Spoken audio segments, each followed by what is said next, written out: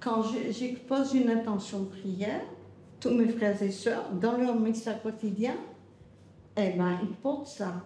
Et le clou même des équipes du Rosaire, c'est ça.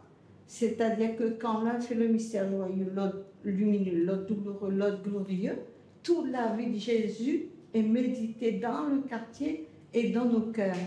Jean-Claude et Marc sont très attentifs aux paroles de cette responsable paroissiale.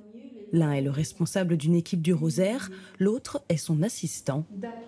Ce n'est pas commun d'avoir 2 hommes à la tête d'une équipe du Rosaire, composée majoritairement de femmes. Page 9, le texte qui dit que nous venons d'entendre est appelé le 4e chant du serviteur. C'est l'Ancien Testament.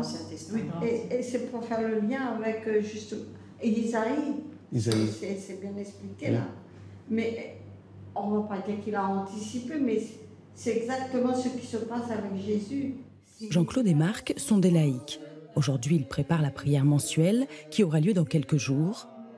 Ils travaillent le déroulé de la prière sur le feuillet du rosaire du mois, le même pour toutes les équipes du rosaire dans le monde.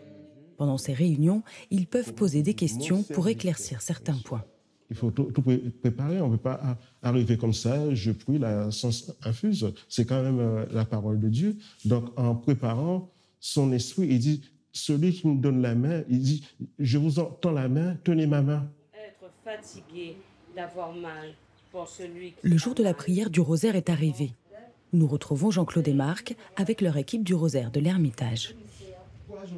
Aujourd'hui, c'est Irène qui accueille. Pour l'occasion, elle a dressé un autel et a soigneusement préparé sa maison. Elle est membre du Rosaire depuis plus de 30 ans.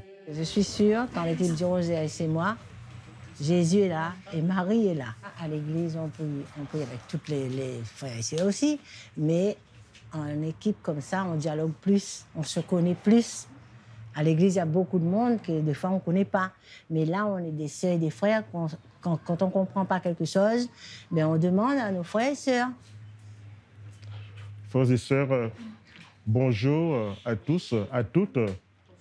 En chef d'équipe, Jean-Claude anime la prière. Cela commence toujours par la prière du Père Ekiem, le fondateur des équipes du Rosaire.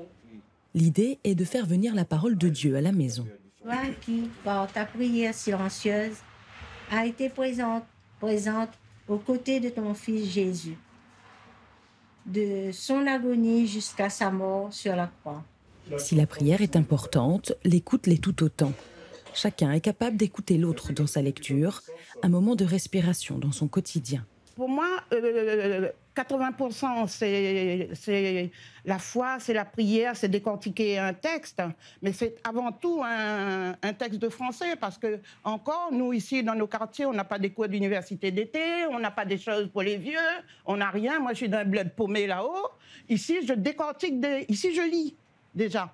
J'essaye de comprendre ce que je lis. Ça m'oblige à lire d'avance et ça m'oblige à lire après. Ça m'oblige à suivre ma prière.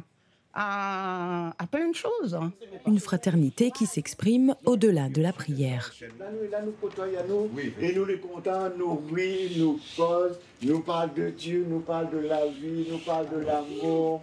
Nous échangeons nos souffrances aussi. Mais pour aujourd'hui, moi, je voudrais vous inviter, mes frères, à penser à ce qui se passe dans le monde entier actuellement, s'il faut dire, avec la grippe, le coronavirus. C'est un fléau qui nous frappe de plein fouet.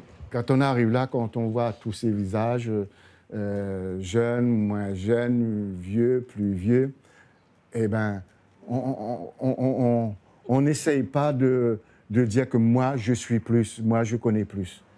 On essaye tous de travailler ensemble. L'humilité, si on commence comme ça, ben, on arrive à écouter l'autre, à écouter son prochain. La Réunion compte environ 5000 membres du Rosaire, répartis en 480 équipes.